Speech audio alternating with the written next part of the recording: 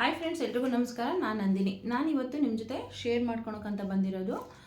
ಕೆಲವರಿಗೆಲ್ಲ white ಆಗೋಕ್ಕೋಸ್ಕರ ಯಾವುದೇದೋ cream ಹಚ್ಕೊಂಡು ಸದ್ಯಕ್ಕೆ white ಆಗಿ 2 ರಿಂದ 3 ತಿಂಗಳು ಬಿಟ್ಟ ಮೇಲೆ ಮತ್ತೆ ಅದೇ ರೀತಿ ಬ್ಲ್ಯಾಕ್ ಆಗಿ ಮುಖನ ಹಾಳು ಮಾಡ್ಕೊಂಡಿರ್ತಾರೆ. ಅಂಥವರಿಗೆ ಒಂದು ಹೆಲ್ಪ್ ಆಗಲಿ ಅಂದ್ಬಿಟ್ಟು ಈ ವಿಡಿಯೋನ ನಾನು ನಿಮ್ಮ ಜೊತೆ ಶೇರ್ ಮಾಡ್ಕೊಳ್ತಾ ಇದ್ದೀನಿ.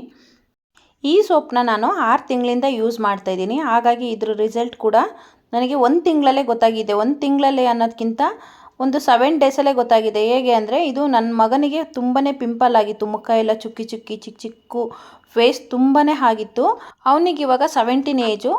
ಹಾಗಾಗಿ ಬಂದಿರ್ಬೋದು, ಎಲ್ಲರಿಗೂ ಬರುತ್ತಲ್ವ ಈ ಏಜಲ್ಲಿ ಅಂದ್ಬಿಟ್ಟು ನಾನು ಕೂಡ ಸುಮ್ಮನೆ ಇದ್ದೆ. ಅದು ಬರ್ತಾ ಬರ್ತಾ ತುಂಬಾ ಆಯಿತು, ಭಯ ಆಯಿತು. ಹಾಗಾಗಿ ನಾನು ನನ್ನ ಫ್ರೆಂಡ್ ಹತ್ರ ಕೇಳಿದೆ. ಅವಳಿಗೂ ಕೂಡ ಮುಖ ಎಲ್ಲ ಅಲರ್ಜಿ ಆಗಿ ಇವಾಗ ಕ್ಲಿಯರ್ ಆಗಿ ತುಂಬಾ ಚೆನ್ನಾಗಾಗಿದ್ದಾಳೆ. ಮೊದಲೇ ಕಲರ್ ಜಾಸ್ತಿ ಇದ್ಲು, ಈಗ ಇನ್ನೂ ಕಲರ್ ಆಗಿ ಕಲೆಗಳೆಲ್ಲ ಹೋಗಿ ಚೆನ್ನಾಗಾಗಿದ್ದಾಳೆ. ಪಿಂಪಲ್ ಕೂಡ ಹೋಗಿದೆ. ಹೆಚ್ಚು ಕಡಿಮೆ 2 ವರ್ಷ ಯಾವ್ಯಾವ ಆಸ್ಪತ್ರೆ ಯಾರ್ಯಾರು ಎಲ್ಲೆಲ್ಲಿ ಹೇಳ್ತಾರೆ ಎಲ್ಲ ಕಡೆನೂ ಹೋಗಿ ಬಂದರು, ಆದರೂ ಎಲ್ಲೂ ವಾಸಿಯಾಗಿಲ್ಲ. ಅವರು ಇದೊಂದು ಕ್ಲಿನಿಕ್ಕಿಗೆ ಹೋದ್ಮೇಲೆ ವಾಸಿಯಾಗಿದೆ. ಅದು ಯಾವ ಕ್ಲಿನಿಕ್ ಅಂದರೆ ಆಯುರ್ವೇದಿಕ್ ಕ್ಲಿನಿಕ್ಕು. ಆಯುರ್ವೇದಿಕ್ ಡಾಕ್ಟ್ರ್ ಕಡೆಯಿಂದ ಕೊಟ್ಟಿರುವಂಥ ಸೋಪ್ ಇದು. ನಾನು ಎಲ್ಲ ನನ್ನ ಅಕ್ಕ ತಂಗಿಯರಿಗೂ ಹೇಳೋದು ಒಂದೇ ಒಂದು ಮಾತು: ದಯವಿಟ್ಟು ವೈಟ್ ಆಗೋದಕ್ಕೋಸ್ಕರ ಯಾವುದಾದ್ರೂ ಕ್ರೀಮ್ನ ಯೂಸ್ ಮಾಡಿ ಮುಖನ ಹಾಳು ಮಾಡ್ಕೊಳ್ಬೇಡಿ. ವೈಟ್ ಆಗಲ್ಲ, ಯಾವುದೇ ಕಾರಣಕ್ಕೂ ವೈಟ್ ಆಗಲ್ಲ. ಅದು ರೆಡ್ ಆಗಿ ನಿಮಗೆ ಬಿಸಿಲಿಗೂ ಕೂಡ ಮುಖ ತೋರಿಸಿದ್ರೆ ಮತ್ತೆ ಮುಖ ಹಾಳಾಗುತ್ತೆ. ತುಂಬ ಜನಕ್ಕೆ ಇದು ಆಲ್ರೆಡಿ ಅನುಭವ ಆಗಿದೆ ಅಂದ್ಕೊತೀನಿ. ನನ್ನ ಫ್ರೆಂಡಿಗೂ ಕೂಡ ಹಚ್ಚಿ ಒಂದು ವಾರ 15 ದಿವಸಕ್ಕೆಲ್ಲ ಇದ್ದಕ್ಕಿದ್ದಂಗೆ ಕಲರ್ ಬಂದು, ಇವಾಗ ನೋಡಿದರೆ ಪಾಪ ಅವಳ ಮುಖ ಕೂಡ ನೋಡೋಂಗಿಲ್ಲ, ಫುಲ್ಲು ರೆಡ್ ಪ್ಯಾಚಸ್ ಥರ ಆಗಿ ಮುಖನೇ ಹಾಳಾಗೋಗಿದೆ. ದಯವಿಟ್ಟು ಆ ರೀತಿ ಯಾರೂ ಟ್ರೈ ಮಾಡಬೇಡಿ. ದೇವ್ರು ಕೊಟ್ಟಿರೋ ಬಣ್ಣ ನಾವು ಚೇಂಜ್ ಮಾಡ್ಕೊಳಕ್ಕೆ ಯಾವತ್ತೂ ಸಾಧ್ಯ ಇಲ್ಲ. ಆದರೆ ಇರೋದರಲ್ಲಿ ಸ್ವಲ್ಪ ನೀಟಾಗಿ ಕ್ಲೀನಾಗಿ ಇದ್ದರೆ ನಾವು ಚೆನ್ನಾಗಿ ಕಾಣಿಸ್ತೀವಿ. ಹಾಗೆ ನಾವು ಹೊಟ್ಟೆಗೂ ಕೂಡ ಒಳ್ಳೆ ರೀತಿಯಲ್ಲೇ ಆಹಾರ ತಗೊಳ್ಬೇಕು. ದಿನಕ್ಕೆ 3 ಲೀಟ್ರ್ ಆದರೂ ನೀರು ಕುಡಿಬೇಕು. ಕ್ಯಾರೆಟು ಬೀಟ್ರೂಟ್ ತಿನ್ನಬೇಕು.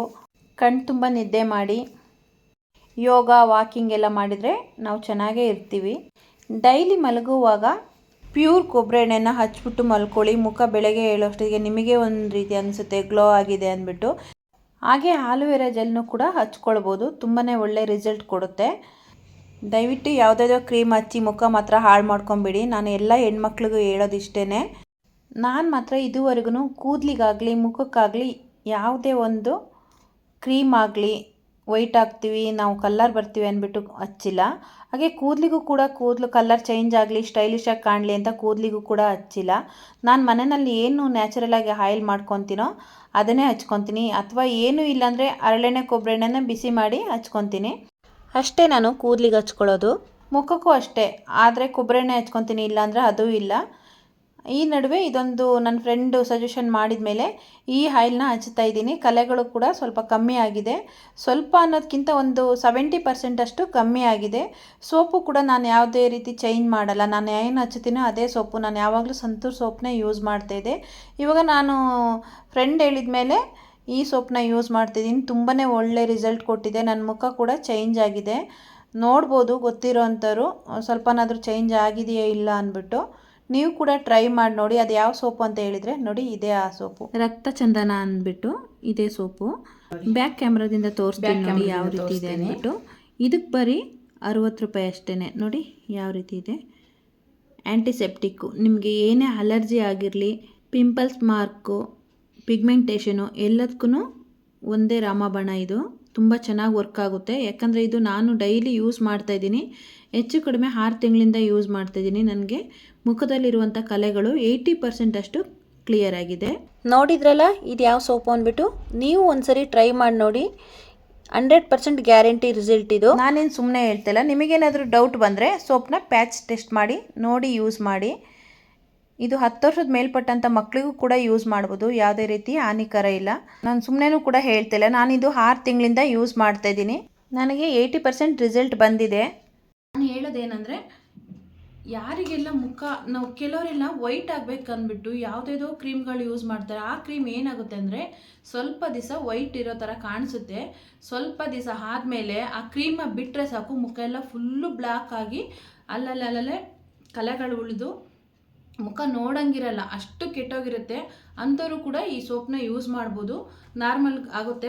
ಪ್ಲೀಸ್ ದಯವಿಟ್ಟು ಯಾರು ಆ ಥರ ವೈಟ್ ಆಗೋಕ್ಕೋಸ್ಕರ ಯಾವುದೋ ಕ್ರೀಮ್ ಸಿಕ್ತು ಏನೇನೋ ಸಿಕ್ತು ಫಾಸ್ಟಾಗಿ ವೈಟ್ ಆಗೋವಂಥ ಕ್ರೀಮ್ಸು ಯಾವುದು ಶಾಶ್ವತವಾಗಿ ಉಳಿಯಲ್ಲ, ಫೇಸ್ ಕೂಡ ಹಾಳಾಗುತ್ತೆ. ನಾನು ಅದೊಂದು ಸೊಲ್ಯೂಷನ್ ಕೊಡ್ತೀನಿ. ದಯವಿಟ್ಟು ಯಾರು ಆ ರೀತಿ ಕ್ರೀಮ್ಸ್ಗಳನ್ನ ಯೂಸ್ ಮಾಡಬೇಡಿ. ದೇವ್ರು ಕೊಟ್ಟಿರೋ ಕಲರ್ ಯಾವತ್ತೂ ಚೇಂಜ್ ಆಗಲ್ಲ. ಏನಂದರೆ ಸ್ವಲ್ಪ ಇರೋದ್ರಲ್ಲಿ ಬ್ರೈಟ್ ಆಗ್ಬೋದೇ ವಿನಃ ದೇವ್ರು ಕೊಟ್ಟಿರೋ ಕಲರ್ ಯಾವತ್ತೂ ಚೇಂಜ್ ಆಗಲ್ಲ. ಇರೋ ಫೇಸ್ನು ಹಾಳು ಮಾಡ್ಕೊಬೇಡಿ. ದಯವಿಟ್ಟು ವೈಟ್ ಆಗಲಿ ಅನ್ನೋ ಉದ್ದೇಶಕ್ಕೋಸ್ಕರ ಯಾವುದಾದ್ರೂ ಕ್ರೀಮ್ ಹಚ್ಚಿ ಮುಖನ ದಯವಿಟ್ಟು ಹಾಳು ಮಾಡ್ಕೊಬೇಡಿ. ತುಂಬ ಜನ ಮಾಡ್ತಾರೆ, ನಮ್ಮ ಕಡೆನೂ ನನ್ನ ಫ್ರೆಂಡ್ಸ್ಗಳು ಸರ್ಕಲಲ್ಲೇ ಕೂಡ ಪಾಪ ಸ್ವಲ್ಪ ಡಾರ್ಕಾಗಿ ಇರೋದೇ ಚೆನ್ನಾಗೇ ಇರ್ತಾರೆ. ಆದರೆ ಅವ್ರಿಗೆ ಇನ್ನೂ ಆಸೆ, ಇನ್ನೂ ಸ್ವಲ್ಪ ವೈಟ್ ಆಗಬೇಕು ಅನ್ನೋ ಆಸೆನಲ್ಲಿ ಏನು ಮಾಡ್ತಾರೆ, ಯಾರು ಹಚ್ಚಿದ್ರು ಅವ್ರು ವೈಟ್ ಆಗಿದ್ದಾರೆ ಅಂತ ಅವರು ಹಚ್ಚಿ 1 ತಿಂಗಳು 2 ತಿಂಗಳು ಚೆನ್ನಾಗೇ ಇರ್ತಾರೆ. ಫೇಸ್ ಗ್ಲೋ ಆಗುತ್ತೆ. ಗ್ಲೋ ಅನ್ನೋದಕ್ಕಿಂತ ಫುಲ್ಲು ರೆಡ್ ಆಗಿರುತ್ತೆ. ಅವ್ರಿಗೆ ಗೊತ್ತಾಗಲ್ಲ, ಬೇರೆಯವ್ರಿಗೆ ನೋಡೋರಿಗೆ ಡಿಫ್ರೆನ್ಸ್ ಕಾಣಿಸ್ತಾ ಇರುತ್ತೆ.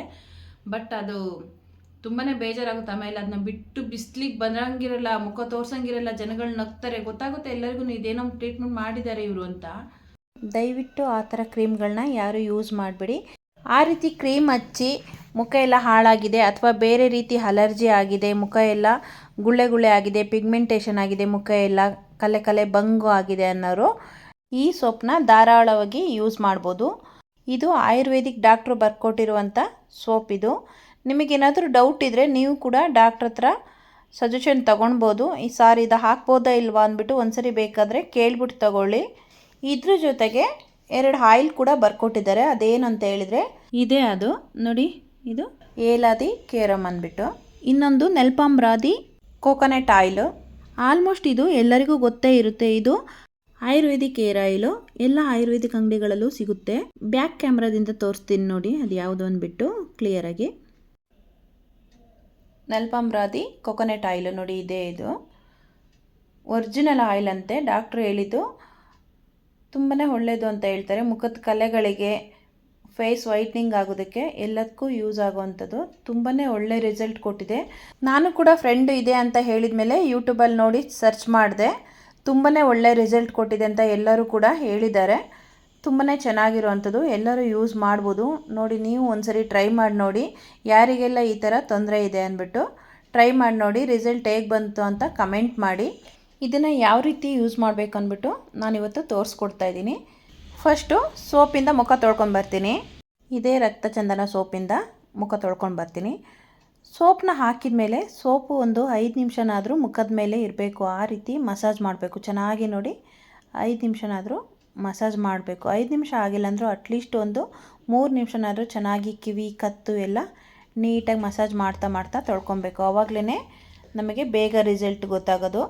ಈ ಸೋಪನ್ನ ಕಂಟಿನ್ಯೂಸ್ ಆಗಿ 2 ಟೈಮ್ಸು 7 ಡೇಸ್ ಯೂಸ್ ಮಾಡಿ. 7 ಡೇಸ್ ಯೂಸ್ ಮಾಡಿದ ಮೇಲೆ ನೀವೇ ಕಮೆಂಟ್ ಮಾಡ್ತೀರಾ ಸ್ವಲ್ಪನಾದರೂ ರಿಸಲ್ಟ್ ಬಂತಾ ಅಥವಾ ಇಲ್ಲ ಅಂದ್ಬಿಟ್ಟು. ಇದಂತೂ ಚಾಲೆಂಜು, 7 ಡೇಸ್ ಚಾಲೆಂಜ್ ತಗೊಳ್ಳಿ. 1 ದಿವಸ 2 ದಿವಸ ಹಚ್ಬಿಟ್ಟು ನನಗೆ ರಿಸಲ್ಟ್ ಬರಲಿಲ್ಲ ಅಂದರೆ ಯೂಸ್ ಇಲ್ಲ. ಅಟ್ಲೀಸ್ಟ್ ಒಂದು 7 ಡೇಸ್ ಆದರೂ ನೀವು ಚಾಲೆಂಜ್ ತಗೊಂಡು ಮಾಡಿ. ಬರೀ 7 ಡೇಸೇ ಅಂತ ಏನಿಲ್ಲ, ಕಂಟಿನ್ಯೂಸ್ ಆಗಿ ಮಾಡಿ. ಚೆನ್ನಾಗಿರಬೇಕು ಅಂದರೆ, ನಮ್ಮ ಸ್ಕಿನ್ ಚೆನ್ನಾಗಿರ್ಬೇಕಂದ್ರೆ. ನಾನೀಗ ಮುಖ ತೊಳ್ಕೊಂಡು ಬಂದಿದ್ದೀನಿ ನೋಡಿ, ಎಷ್ಟು ಚೆನ್ನಾಗಿ ಕಾಣಿಸುತ್ತೆ. ನಾನು ಯಾವುದೇ ರೀತಿ ಮೇಕಪ್ ಮಾಡಿಲ್ಲ, ಅಷ್ಟು ಗ್ಲೋ ಆಗಿ ಎಷ್ಟು ಚೆನ್ನಾಗಿ ಕಾಣಿಸುತ್ತೆ ಅಂದ್ಬಿಟ್ಟು. ಇವಾಗ ಈ ಆಯಿಲ್ನ ಯಾವ ರೀತಿ ಯೂಸ್ ಮಾಡೋದು ಅಂದ್ಬಿಟ್ಟು ತೋರಿಸ್ಕೊಡ್ತೀನಿ ಬನ್ನಿ. ಮೊದಲಿಗೆ ಇಲ್ಲಿ ಬೌಲು ಅಥವಾ ನಿಮ್ಮ ಹತ್ರ ಯಾವುದಾದ್ರೂ ಎಣ್ಣೆ ಕಾಯಿಸುವಂಥ ಸೌಟ್ ಇದ್ರೂ ಆಗುತ್ತೆ. ಸ್ವಲ್ಪ ಒಲೆ ಮೇಲೆ ಕಾಯಕ್ಕೆ ಇಟ್ಕೊಂಡು 2 ಒಂದೊಂದು ಟೇಬಲ್ ಸ್ಪೂನು ಆಯಿಲ್ ಹಾಕ್ಕೊಳ್ಬೇಕು. 2 ಆಯಿಲ್ನ ಒಂದೊಂದು ಸ್ಪೂನ್ ಹಾಕ್ಕೊಂಡು ಸ್ವಲ್ಪ ಉಗುರು ಬೆಚ್ಚಗೆ ಬಿಸಿ ಮಾಡ್ಕೊಳ್ಬೇಕು. ತುಂಬ ಬಿಸಿ ಏನು ಬೇಡ, ಉಗುರು ಬೆಚ್ಚಗಾದರೆ ಸಾಕು. ನೋಡಿ ಇಷ್ಟಾಗಿದೆ ಸಾಕು. ನೋಡಿ ಇವಾಗ ಉಗುರು ಬೆಚ್ಚಗಾಗಿರುವಂಥ ಆಯಿಲ್ನ ಹಾಗೆ ಫೇಸಿಗೆ ಅಪ್ಲೈ ಮಾಡಿದರೆ ಸಾಕು. ತುಂಬ ರಫ್ ಆಗೇನು ಉಜ್ಜೋದು ಬೇಡ. ಕಣ್ಣು ಹತ್ತಿರ ಫುಲ್ಲು ಒಳಗಡೆ ಹೋಗಬೇಡಿ, ಯಾಕಂದರೆ ಆಯಿಲ್ ಕಣ್ಣೊಳಗಡೆ ಹೋದರೆ ಸ್ವಲ್ಪ ಉರಿ ಬರುತ್ತೆ. ಅದಕ್ಕಾಗಿ ಸ್ವಲ್ಪ ದೂರದಿಂದನೇ ಮಸಾಜ್ ಮಾಡಿ. ಸ್ವಲ್ಪ ಸಾಕು, ತುಂಬ ಜಾಸ್ತಿ ಬೇಡ. ಇದು 3 ವಸ್ತು ಇದ್ದರೆ ಸಾಕು, ನಿಮಗೆ ಯಾವುದೇ ರೀತಿ ಕಲೆಗಳಾಗಲಿ ಪಿಗ್ಮೆಂಟೇಷನ್ ಆಗಲಿ ಯಾವುದು ನಿಮ್ಮ ಮುಖದಲ್ಲಿ ಇರಲ್ಲ. ಅಷ್ಟು ಕ್ಲಿಯರ್ ಆಗುತ್ತೆ.